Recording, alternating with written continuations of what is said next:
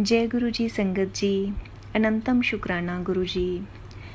संगत जी, जैसा कि आप जानते हैं कि दिव्य अभा ग्रंथ में शुद्ध हिंदी का प्रयोग किया गया है और कुछ संगत का कहना है कि उन्हें शुद्ध भाषा में जैसे कुछ वर्ड समझ में नहीं आते या समझने में दिक्कत होती है, तो मैं इस सत्संग में ये कोशिश कर रही हूँ कि कठिन शब्दों की जगह पर आसान शब्दों का प्रयोग करूँ।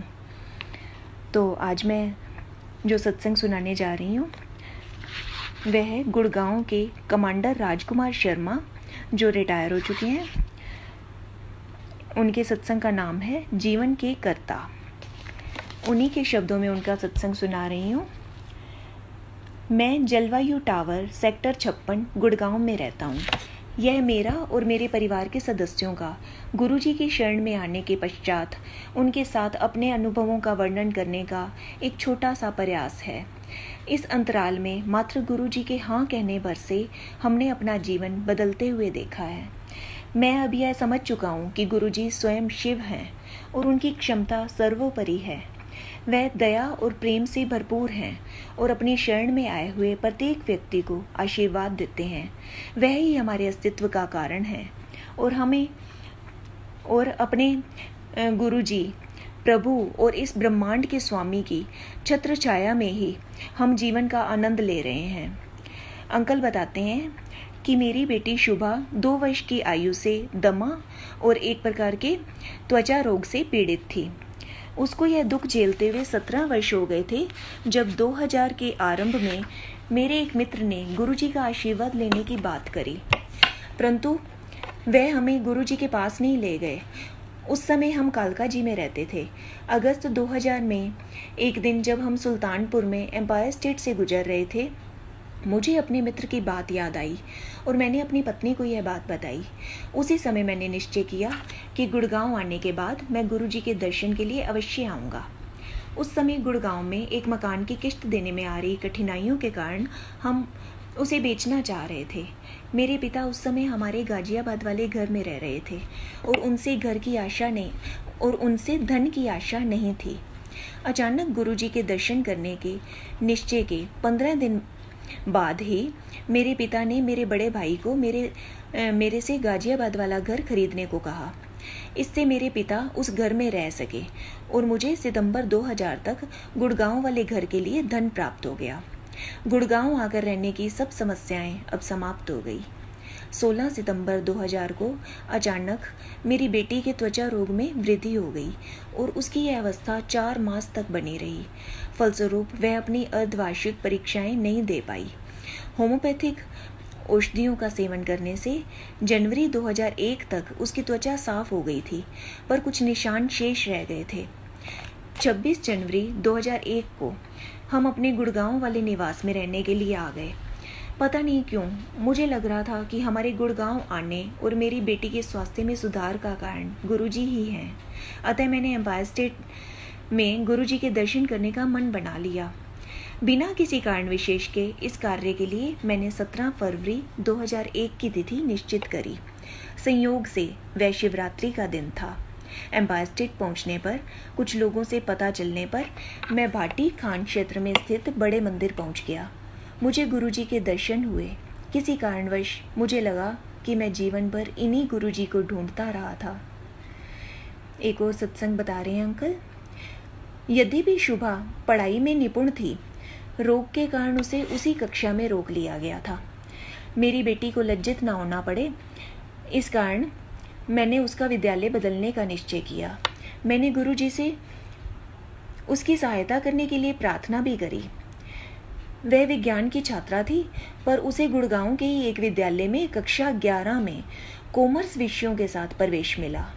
अचानक उसकी प्रधानाध्यापिका ने कहा कि यदि वह प्रवेश परीक्षा में 80% से अधिक अंक लाए तो वह उसे कक्षा 12 में प्रवेश दे सकेंगी। उसे गर्मी की छुट्टियों में पढ़कर उसके अंत में यह परीक्षा देनी थी। हमने गुरुजी से प्रार्थना करी और शुभा ने तैयारी करी। गुरुजी की दया से जब परिणाम आए तो उसे कक्षा 12 में प्रवेश मिल गया। प्रधानाध्यापिका पर ऐसा करने की कोई मजबूरी नहीं थी। हम उन्हें जानते तक नहीं थे और इसके लिए कोई मांग नहीं रखी थी। यह गुरुजी के बताने का अपना ढंग था कि वह सदा हमारे साथ हैं, और यदि उनको समस्या से अवगत ना भी कराया जाए तो भी उनकी कृपा सदा सबके ऊपर बनी हुई है। नवंबर 2001 में गुरुजी पंजाब चले गए। मैं हर सप्ताह लगातार एम्पायर स्टेट जाता रहा। मार्च 2002 में मुझे स्वप्न में गुरुजी दिखाई दिए और उन्होंने मुझे 14 अप्रैल 2002 को आने को कहा। मैंने यह बात अपनी पत्नी को बताई और फिर एम्पायर स्टेट नहीं गया। 14 अप्रैल को एम्पायर स्टेट जाने पर गुरुजी के दर्शन हुए। पता लगा कि गुरुजी 13 अप्रैल की शाम को ही पंजाब से वापस आए थे और आने के बाद यह पहली संगत है। संगत में उपस्थित अन्य अनुयायियों ने मुझे बताया कि गुरुजी के स्वप्न वास्तविक घटनाएं होती हैं। गुरुजी में मेरा विश्वास और पक्का हो गया और अब हम स्वप्न में उनके पुनः आने की प्रतीक्षा करने लगे। मुझे अगस्त 2003 से नई नौकरी ढूंढने में असफलता ही मिलती रही थी।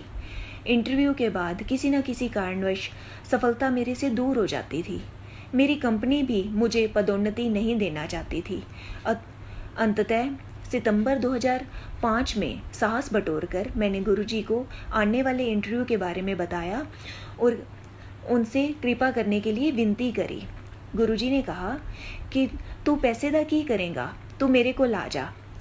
जब एक अन्य भक्त श्री सिंगला ने उन्हें बताया कि मुझे 2 बेटियों का विवाह और करना है, तो मुस्कुरा कर गुरुजी बोले कि जा ते फिर पैसा कमा ले। इसके 1 सप्ताह बाद ही मुझे एक अंतर्राष्ट्रीय कंपनी से बुलावा आ गया और उन्होंने मुझे नौकरी दे दी। स्पष्ट है कि गुरुजी को बताए बिना ही उनको नई नौकरी और मेरी अर्थव्यवस्था का ज्ञान था। अंकल एक और सत्संग के बारे में बताते हैं। पिता के रोग का निदान। मेरे पिता 79 वर्ष के हैं। जुलाई 2005 में पता लगा कि उन्हें प्रोस्टेट ग्रंथि का कैंसर है। उनकी शल्य क्रिया हुई और वह चिकित्सा करवाते रहे। इसी बीच में उन्हें दिल का दौरा पड़ा और उनकी एंजियोप्लास्टी हुई। इन दोनों रोगों के कारण ऐसी कठिन स्थिति उत्पन्न हो गई कि जिस पर नियंत्रण नहीं हो पा रहा था। 3 मास के उपरांत उनका प्रोस्टेट ग्रंथि का रोग दोबारा हो गया।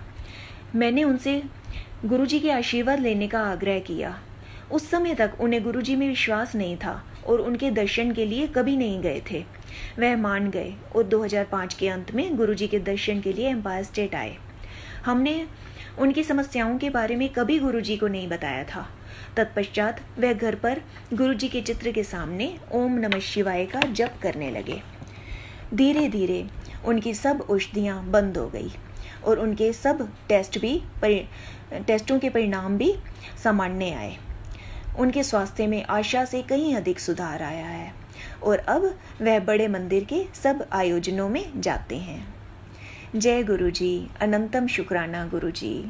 संगत जी, गुरुजी और आपसे मेरी यह विनती है कि कभी सत्संग सुनाते हुए मुझसे कोई गलती हो जाए तो प्लीज़ मुझे माफ़ करना। जय गुरुजी, शुक्राना गुरुजी।